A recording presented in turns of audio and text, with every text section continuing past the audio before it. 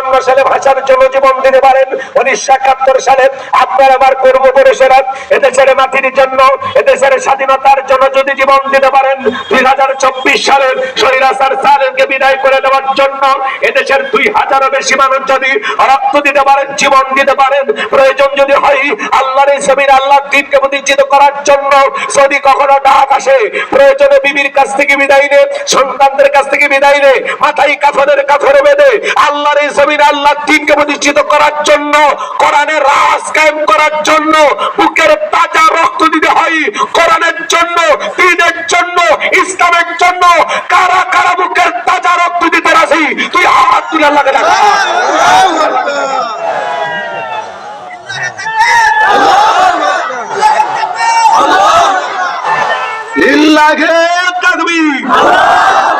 সোজা করেন, টান টান করেন। আমি কি হাত নামাতে বলেছি?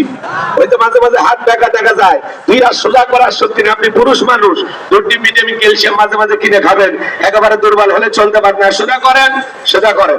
আমার আল্লাহ রাব্বুল আলামিন বলেন, ইন্নাল্লাহ আশতারা মিনাল মুমিনিনা আনফুসাহুম ওয়া আমওয়ালাহুম বিআন্না লাহুমুল জান্নাহ।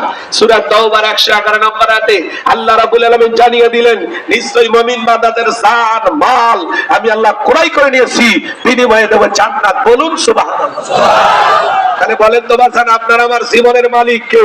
আল্লাহ। এই গাইবান্দার তরুণ যুবকেরা ভালো করে বলো তো, এই জীবনের মালিক কে? আল্লাহ।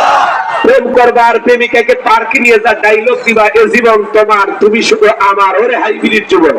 এই জীবনের মালিক কে? আল্লাহ। আপনার আমার সম্পদের মালিক কে? আল্লাহ। আল্লাহর দেয়া জীবন, আল্লাহর দেয়া সম্পদ আল্লাহর পথে খরচ করতে রাজি আছেন তো মুসলমান? রাজি আছেন তো ইনশাআল্লাহ?